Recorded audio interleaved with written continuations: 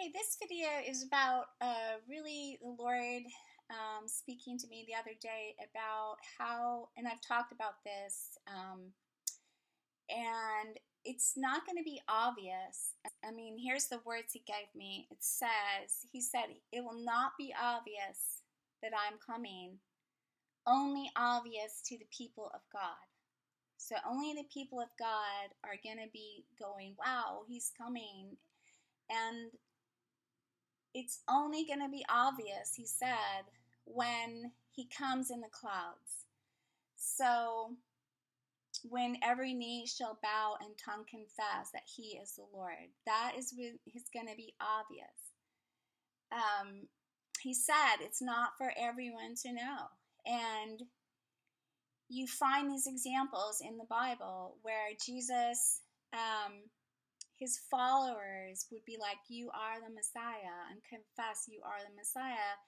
And the Pharisees were not confessing that. And instead of continuing to confront them, Jesus would hide. He would hide himself. And there's a lot in the Bible about hiding. Jesus hid himself from the crowd. He hid himself from the Pharisees. The wisdom of God is hidden from the arrogant and delivered to babes. His kingdom is hidden in a field. He gives us hidden treasures of secret places, and there's so much about hiding. There's even the manna in Revelation. He says, if you overcome, and he gives you this stone, that you will receive the hidden manna. So, like, what's the hidden manna? Is that like really cool bread of heaven we're going to receive during the tribulation? Like, I don't know, but there's a lot about hiding. So, those of us who wish, like, God's gonna get him, and like, he's gonna show everyone, and he's just not gonna do that till the end. And until that time, people of God are gonna continue to look foolish. He was saying he will lift up the humble and bring down the proud, which is exciting. Only those seeking him with a pure heart are going to really know and really be in the place of being really in a safe zone with him. Like, only those who are really watching. And I keep saying over and over, like, drop everything. Just drop everything and go, what do you want me to do, Lord? Like, if you're coming tomorrow, what would I be doing?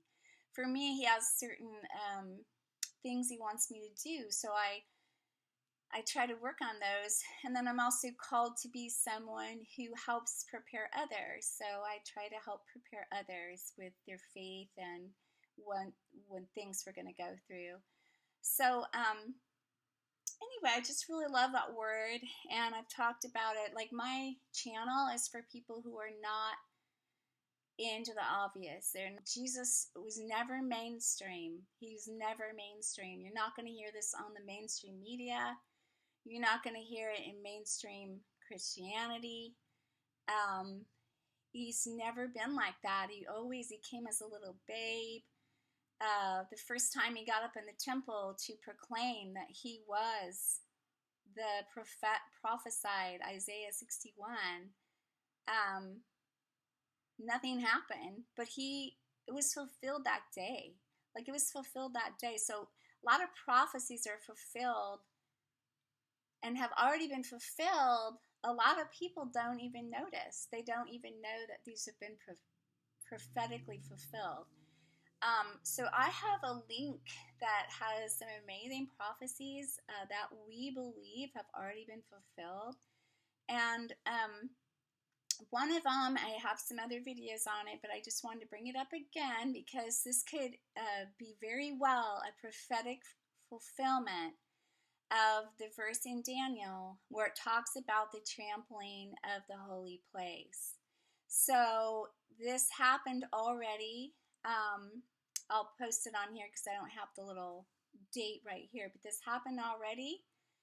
And if the translation in Daniel, which it could very well be what happened when they trampled the temple and took all the remaining stones from the Temple Mount that were connected with the Holy Temple of Solomon, that could be a prophecy that's already fulfilled. And I'm not saying it is. I'm just saying that a Hebrew scholar who was interpreting that was watching the news and saw that. And if that was a prophetic fulfillment of that verse in Daniel, then the counting of the 2,300 evening mornings have already started. And like I said before, there's no man knows the day or hour. So like we don't read the word, we don't read the clues, we don't see what's happening. No, we need to try to be ready and be, in that time with him. And so anyway, look at the video. It's really profound, and it could be something that's already been fulfilled. Now, this word about him not being obvious, the Lord, he hides himself. He hides himself. He hid himself from the Pharisees. And when he returned, when he rose from the dead, he went to his disciples, and his followers saw him. It says something like 400 people saw him.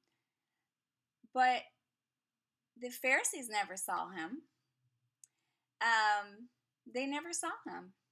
So it's interesting to me, and of course I've done some other talks of the same translations that have probably been misinterpreted. So we think there's going to be a third temple, and the Antichrist is going to stop the sacrifices and stuff. It's just not going to be that obvious, guys. I really don't believe that. And the place where the Antichrist may be already built in Jerusalem. It's prophetically a tent or a tabernacle. It doesn't have to be a temple. So just remember that from this word and just reading the Bible, like Jesus was just never obvious. And even when, like the Mount of Transfiguration, that was obvious, Moses and Elijah appeared, but Jesus said, I think he said then, don't tell anyone, don't tell anyone about it. So anyway, keep really, let's be really humble, and let's seek for hidden treasure, seek our Lord, and also be open-minded that, like the Revelation 12 sign, that happened. The Twin Towers, could that really be when the seals were broken? Where are there two other mountains of brass? Where are there two mountains of brass in the world that could possibly be Zechariah's two mountains of brass that are correlated with the four horses, which are the equivalent to the four horses of the apocalypse? So, like I said, these things may not be, but like if being really open and really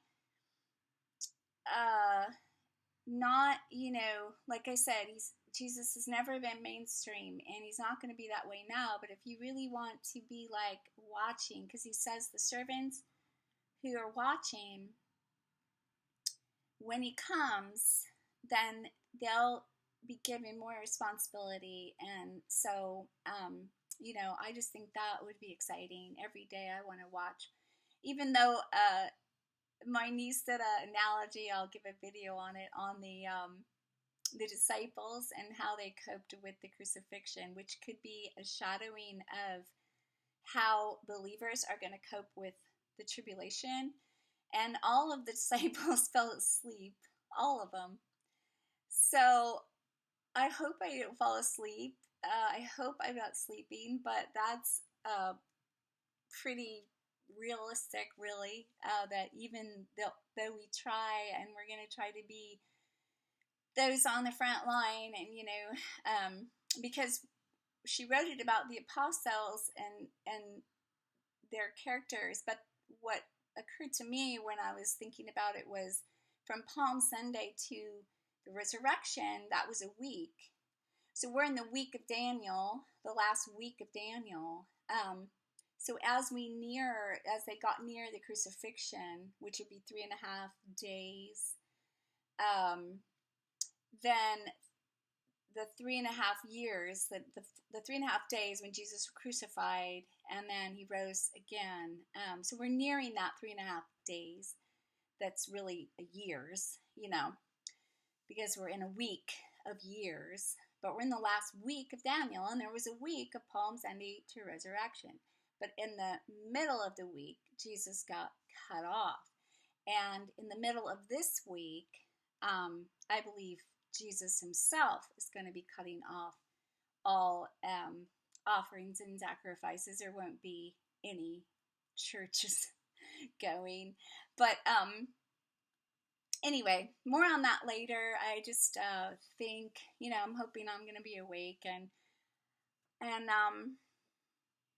just hoping you will be too. And the Pharisees, don't be pharisaical, because he didn't appear to the Pharisees when they thought they had everything, they knew everything, he just didn't appear to them. And I really don't want that for sure. Really want Jesus to appear to me and move in me. And so anyway, that's that.